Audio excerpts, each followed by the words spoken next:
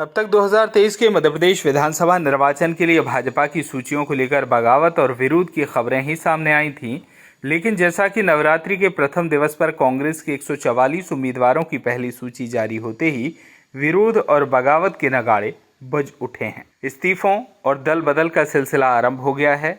आज 4 दिन बीत जाने के बावजूद यह घटनाक्रम शांत होने या रुकने का नाम नहीं ले रहा है। जो नेता ये समझ चुके हैं कि उनके क्षेत्र का टिकट नहीं बदला जाएगा, वे या तो दूसरे दलों की शरण ले रहे हैं अथवा निर्दलीय ही खम ठोकने पर आमादा हो गए हैं। कुछ लोगों ने हताश होकर भितरघात करने के आदेश अपने कार्यकर्ताओं में दौड़ा दिए हैं। वहीं कुछ सीटों पर अभी भी संशय बना हुआ है और टिकट बदले जाने की उम्मीद लगाए तमाम कांग्रेस नेता दिल्ली अथवा भोपाल में डेरा जमाए हुए हैं। यह बगावती तेवर दतिया जिले की तीनों विधानसभा सीटों पर दिखाई दे रहे हैं। बल्कि ये कहें तो अनुचित नहीं होगा कि दतिया विधानसभा में तो समूचे मध्य प्रदेश से भी कहीं ज्यादा कुछ हो रहा है। यहाँ दतिया विधानसभा क्षेत्र के पूर्व विधायक राजेंद्र भारती से जुड़े कार्यकर्ताओं को उम्मीद थी कि उनके पिछले 14 वर्षों के संघर्ष को देखते हुए भारती को ही कांग्रेस का उम्मीदवार बनाया जाएगा।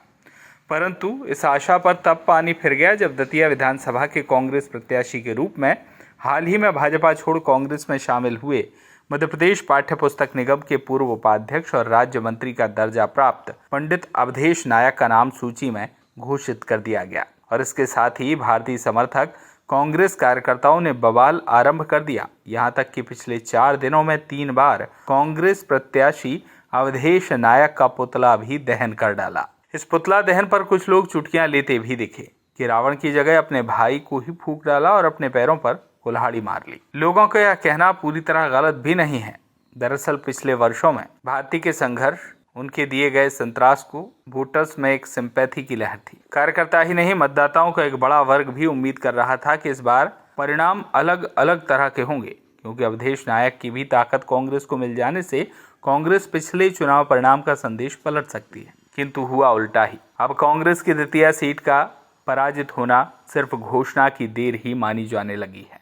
दतिया में माहौल तथा लोगों की मानसिकता बहुत तेजी से बदल रही है। जब टिकट घोषित हुआ तो संपूर्ण नगरीय क्षेत्र के मतदाताओं में संवेदना की लहर दौड़ गई थी। यह भारती के साथ पार्टी ने अन्याय किया है। यदि बिना किसी खास घटनाक्रम के दतिया का टिकट बदल जाता तो किसी हद तक जीत की संभावना बन भी सकती थी।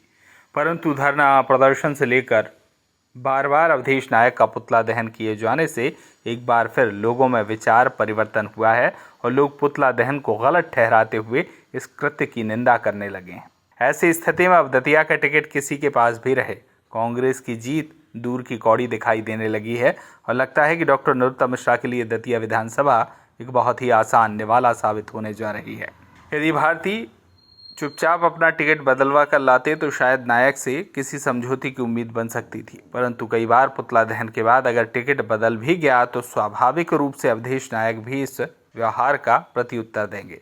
कांग्रेस का एक धड़ा पहले ही नायक के साथ खुलकर आ चुका है। दो फाड़ होने पर पार्टी का क्या हश्र होगा, चुनाव पर क्या प्रभाव पड़ेगा, ये समझा जा सकता है। दूसरी तरफ भांडेर विधानसभा क्षेत्र में पिछले चुनाव में बीएसपी के प्रत्याशी के रूप में चुनाव लड़कर कांग्रेस प्रत्याशी फूल सिंह बरैया को पराजय के पाले में ले जाने वाले महेंद्र बौद्ध की कांग्रेस में वापसी हो गई है। लोग अटकलें लगा रहे हैं, सवाल भी उछाले जा रहे हैं कि क्या अपने 30 वर्षों के ऐतिहासिक रिकॉर्ड के विपरीत जाकर वे कांग्रेस प्रत्याशी के पक्ष में वोट मांगेंगे अथवा अपना रिकॉर्ड दोहराएंगे, क्योंकि आरंभ से अब तक स्वयं के सिवाय श्री बौद्ध और भारती ने अन्य किसी के प्रत्याशी बनाए जाने पर कांग्रेस का साथ छोड़ दिया, कांग्रेस प्रत्याशी को हराने की भूमिका में रहे। यह वजह है कि पिछले 3-4 चुनावों में इन्हें लगातार पराजय का मुंह देखना पड़ा। इस क्रम में भांडेर क्षेत्र के युवा नेता भानु ठाकुर ने भी कांग्रेस से इस्तीफा दे दिया है। स्वयं को टिकट न दिया जाना, खंगार समाज के साथ अन्याय होना निरूपित करते हुए भानु ठाकुर ने भी विरोध का झंडा उठा लिया है। इस बगावत का चुनाव पर क्या और कितना असर पड़ेगा, यह आने वाला समय ही तय करेगा। इसी तरह स्वयं को ओबीसी समुदाय का स्वयंभू मसीहा घोषित कर चुके दामोदर यादव भी सेवड़ा विधानसभा क्षेत्र की उम्मीदवारी के लिए भारती जी के साथ दिल्ली में डेरा डाले हुए हैं। सेवड़ा में टिकट परिवर्तन तो असंभव माना जा रहा है, परंतु यदि दतिया का भी टिकट नहीं बदला तो भानु भारती दामोदर की यह तिकड़ी कांग्रेस को कितना नुकसान पहुंचाएगी, इसका आकलन भी किया जाना चाहिए। आने वाले 2 दिन कांग्रेस के घमासान के परिणामों की तस्वीर पूरी तरह साफ कर देंगे। दतिया से राजेंद्र पटवा की रिपोर्ट।